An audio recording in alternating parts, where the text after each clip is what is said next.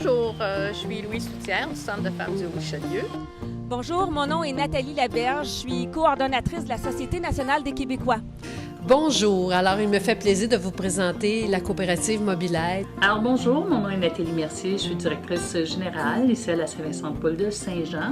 Le centre a comme mission d'améliorer la condition des femmes dans la MRC du Richelieu.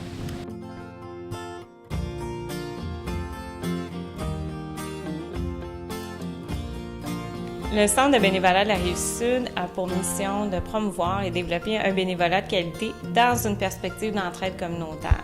Et on s'est donné comme mission d'aider, accompagner et soutenir des familles et des individus du bassin de Chambly dans la perspective de développer l'autonomie en matière de sécurité alimentaire et matérielle. Même si les personnes sont en situation de pauvreté, ils ont le plaisir et le droit d'entendre des chorales, de pouvoir voir des spectacles, parce que la culture, c'est très important pour maintenir la santé mentale des personnes.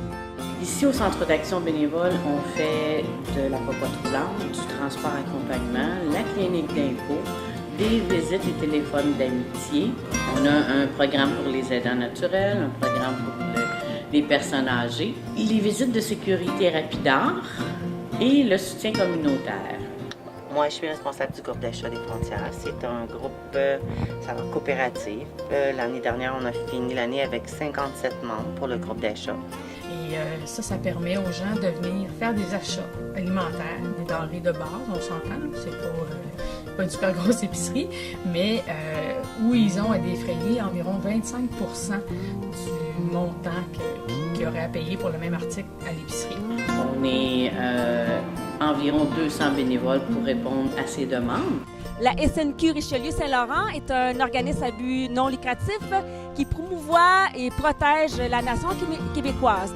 Notre objectif, en fait, c'est vraiment d'orienter les gens qui veulent devenir bénévoles dans l'action bénévole qui leur convient, selon leur disponibilité, leur coût, auprès de la clientèle avec laquelle ils ont envie aussi de s'impliquer. Il y a aussi un centre de référence. Alors on peut, quand les gens nous appellent, référer aux bons organismes, puis peuvent venir en aide. Elle prescrit la langue française, elle promouvoit la culture québécoise, elle travaille sur l'enseignement de l'histoire et elle travaille aussi sur l'identité québécoise. C'est pour ça que nous avons le mandat à travers le Québec d'organiser les fêtes nationales. La mission première, c'est de briser l'isolement et la solitude chez les aînés par une écoute téléphonique gratuite et confidentielle. Parce que comment voulez-vous arriver vers un chemin vers la paix si les gens riches, classe moyenne et classe pauvre ne réussissent pas à arrêter de se juger l'un et l'autre? 13 000 visites à domicile, 40 000 heures de service. C'est vraiment tout un exploit. De lutter contre la pauvreté selon l'implication des personnes, tant au niveau économique que social. On accompagne les organismes qui ont des bénévoles. On va les aider, dans le fond, comment qu'on encadre ça, un bénévole. Comment on décrit ça, une tâche bénévole. Ça va d'un simple accueil à nos règlements généraux, à notre conseil d'administration. On travaille avec eux. Nous avons les appels entrants, c'est-à-dire des gens qui nous appellent de façon ponctuelle. Ils ont un besoin spécifique pendant quelques semaines, quelques mois, un an. Et d'autres personnes qui s'inscrivent sur une liste pour que nos bénévoles s'engagent à faire un appel par semaine à leur domicile ou à leur résidence, leur appartement. Parce que plus de gens qui vont être solidaires avec nous, plus la misère peut reculer. Nous offrons des services d'entretien domestique lourds et légers, lourds, fenêtres, murs, plafonds, légers, l'entretien ordinaire aux personnes âgées de 65 ans et plus, ainsi qu'aux personnes référées par le CSS au Richelieu-Rouville. L'équipe est composée de plus de 80 bénévoles qui accomplissent 30 000 heures de bénévolat par année pour accomplir une mission d'aide alimentaire aux plus défavorisés. Près de 200 meubles, objets chaque semaine dont nous trions et nous revendons sans taxe à bas prix. Puis ça fonctionne de septembre à juin. On peut faire des économies jusqu'à 40 % sur des produits frais de première qualité.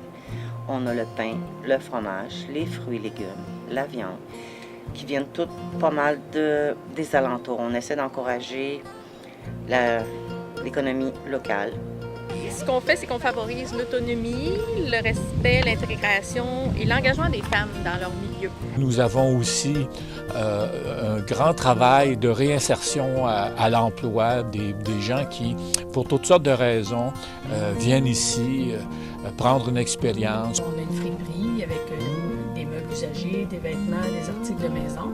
On sensibilise aussi la population à la problématique des femmes.